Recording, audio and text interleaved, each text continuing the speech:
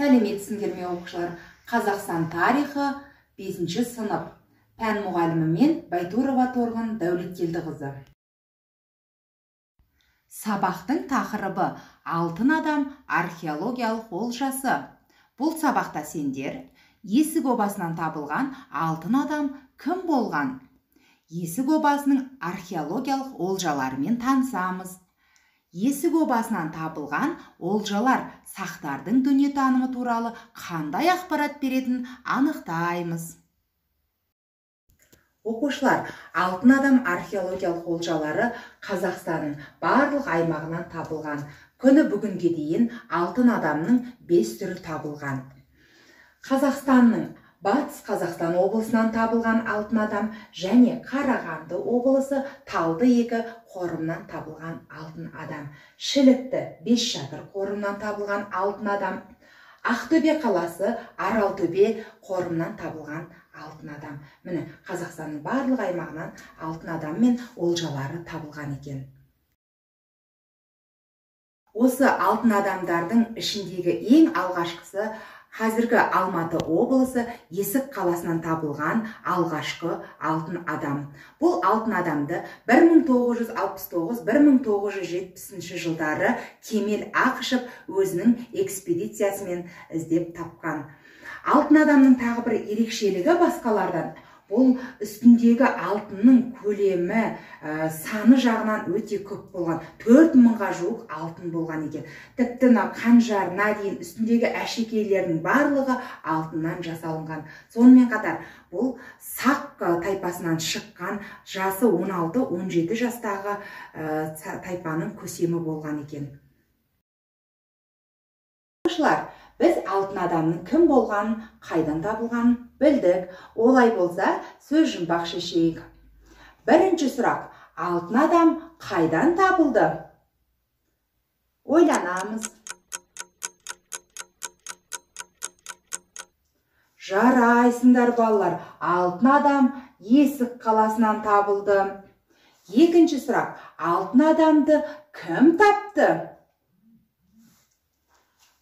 Ойланамыз.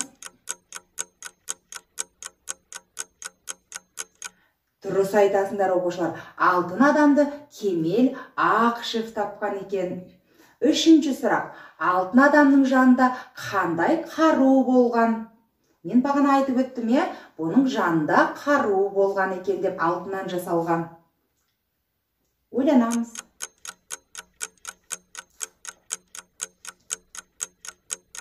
Жарайсыңдар, қанжар болған екен, алтыннан жасалынған. Келесі соңғы сұрақ. Енді бұл көлденеңінен шығады. Алтын адам қандай тайпаның жауынгері көсемі болған? Кім біледі?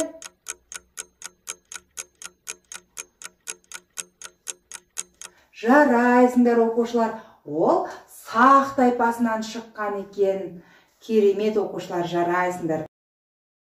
Сабағымыздың келесі мақсатына көшейік. Есік обасынан табылған олжалар сақтардың дүниетанымы туралы қандай ақпарат беретінін анықтаймыз. Экранға назар аударайық. Алтын адамның бас киіміне зер салып қарайтын болсақ, бас киімнің ұзындығы 70 см, бейнеленген әшекейлердің саны 150-ден астам. Бұл жерде жоғар жағына қарасаңыздар, арқар жануары бейнеленген. Жебенің ұштары, төмен жағында қанатты тұлпар, таутекенің мүйізі. Міне, осы жануарлар аңдық стильде бейнені көрсетеді. Сонымен қатар, сақтардың түсінігі бойынша жан жануарлар бізді қауіп қатерден қорғаушы, бойтұмар ретінде де тағып жүрген екен.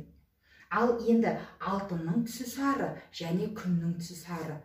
Яғни, сақтардың дүниетанымында патшаларын жоғары деңгейге дәріптеп, күн, яғни құдай ретінде санап, міне сары түсті ерекше бағалаған екен. Оқушылар, келесі тапсырмамызды орындаймыз. Тапсырма сәйкестендіру. Сақтар аңдарға табынды, күн құдайы ең құдіретті құдай. Ата-баба әруақтарына сыйынды. Әлем ұғымы аспан, жер, жер асты. Осы сұрақтардың жауабы келесі бағанда тұр. Әр сұрақтың жауабын сәйкестендіреміз. Ал сәттілік.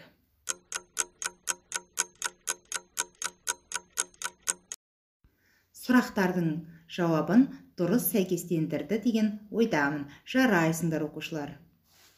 Құрметті оқушылар, бүгінгі сабағымызды қорытындылай келе, сабағымыздың тақырыбы алтын адамның бейнесі біздің оқулығымызда бейнеленген.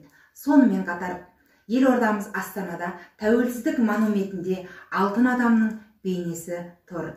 Және төл теңгеміз ақшамызда, кейбір ұлттық спорттық жарыстарда, медальдарда осы алтын адамның бейнесі бейнеленген. Сонымен қатар, Қазақстан Республикасының елтаңбасында қанатты тұлпар аңдық стилде бейнеленген. Көк байрағымызда күннің бейнесі бейнеленген. Бұның барлығы тарихымызды ұмытпағанымызды, алтын адамды ұлттық символ ретінде дәріптеуіміздің бір белгісі. Бүгінгі сабағымыз аяқталды. Сау саламатта болыңыздар.